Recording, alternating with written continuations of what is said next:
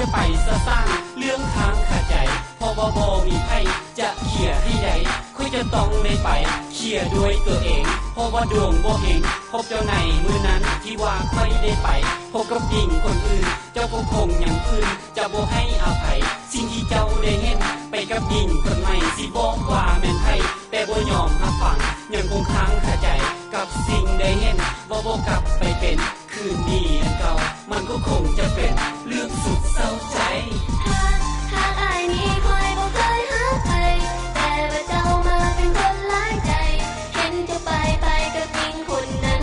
ทำให้ความสัมพันธ์ห่างเหินบอกให้คิดว่าต้องเป็นแบบนี้คิดว่าดีที่แท้เจ้าหลอกลวงเห็นเจ้าควงแขนกับหญิงคนนั้นอย่ามาบอกว่าเป็นเพื่อนกัน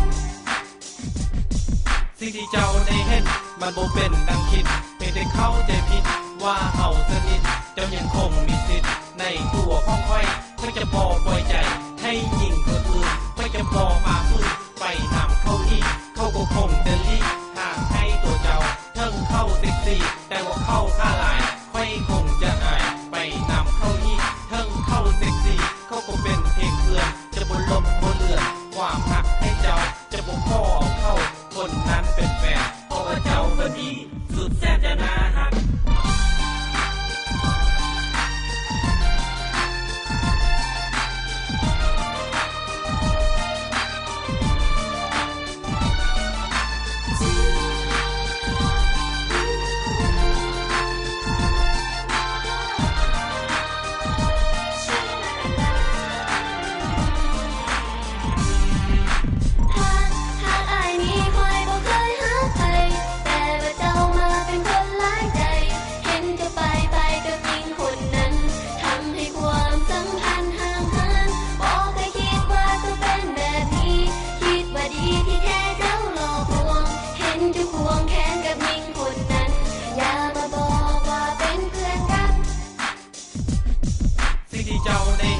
มันบ่เป็นดังคิดเพียงแต่เข้าใจผิดว่าเฮาสนิทเจ้ายังคงมีสิทธิ์ในตัวของค่อยเพื่อจะพอปล่อยใจให้หญิงคนอื่นเพื่อจะพอมาพื้นไปนำเข้าอีกเขาก็คงจะลีก